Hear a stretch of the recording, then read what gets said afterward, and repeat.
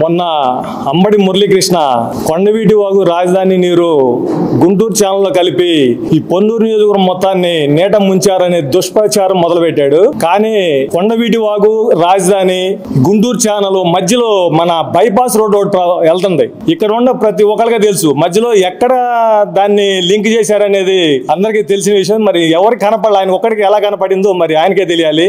ఆయన రాజకీయ ఉనికిని కాపాడుకోవడం కోసం పొన్నూరులో నేను కూడా ఉండాను, గత పోటీ చేశానని చెప్పుకోవడం కోసం ఈ వరదని తన ఒక ప్రచారంగా వాడుకోవడానికి వచ్చాడు. కానీ ప్రజలు దీన్ని విశ్వసించే పరిస్థితులు లేరు. అంబడి మురళీకృష్ణ ఇక్కడ కూటమి ప్రభుత్వం అధికారంలోకి వచ్చిన తర్వాత నీటి సంఘాలు పునర్జీవనం జరిగింది.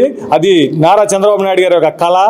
రైతులందరినీ మళ్ళీ నీటి సంఘాల ప్రెసిడెంట్లుగా ఎన్నుకొని గతంలో మీరు ఎన్నడూ చేయని విధంగా ఈ 5 సంవత్సరాలు గాలికి వదిలేశారు. కాలువలు వదిలేశారు, మురుగు కాలువలు వదిలేశారు.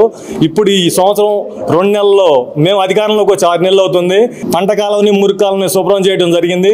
నువ్వు నిన్న కాకాని 2 సాటలు తిరిగి మొత్తం పొన్నూరు నియోజకవర్గం మొత్తం మునిగిపోయిందని చెప్పుకొచ్చావు. నువ్వు మొత్తం రా, చూద్ది కానీ రా, ఎక్కడైనా మురుగు కాలువ కానీ సాగునీరు కాలువ కానీ తూటికాడతో కానీ మట్టితో కానీ ఉందంటే నేను ఛాలెంజ్ చేసి చెప్తున్నాను. ఎక్కడైనా నువ్వు వచ్చి చర్చకి సిద్ధమైతే మేమందరం ఛాలెంజ్ చేస్తున్నాం, ఓపెన్ గా ఛాలెంజ్ చేస్తున్నాము. రావాలి మురళీకృష్ణ నువ్వు. ఇదిగాక మా ధూళిపాళ నరేంద్ర కుమార్ గారిని మీరు ఏదో అవాకులు చావాకులు వెళ్తున్నారు. ఆయన ఏదో డబ్బులు తీసుకొని దందాలు చేస్తున్నాడని. అసలు అతని స్థాయి ఏంది, మీ స్థాయి ఏంది? అతను ఎక్కడ, మీరెక్కడ? అతన్ని విమర్శించే స్థాయి కాదు అంబడి మురళీకృష్ణ, మీరు గుర్తుపెట్టుకోండి. అతన్ని విమర్శించాలంటే మీరు ఇంకా 5 సార్లు 6 సార్లు ఎమ్మెల్యే గెలవాలి. ఒక్కసారి పోటీ చేసే మీరు భయంకరమైన ఓటంతో చవి చూసిన సంగతి మీకు ప్రజలు బుద్ధి చెప్పారు, అది గుర్తులేదా?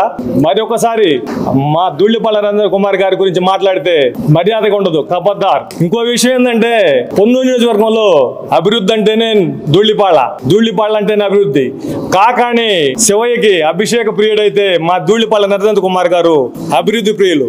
మురళి గుర్తుపెట్టుకో, ఎప్పుడైనా నరేంద్ర గారి గురించి మాట్లాడంటే నీకు ఒక స్థాయి కావాలి. మరి ఒకసారి మాట్లాడితే మర్యాదగా ఉంటుందని ఈ మీడియా ముఖంగా తెలియజేసుకుంటాం.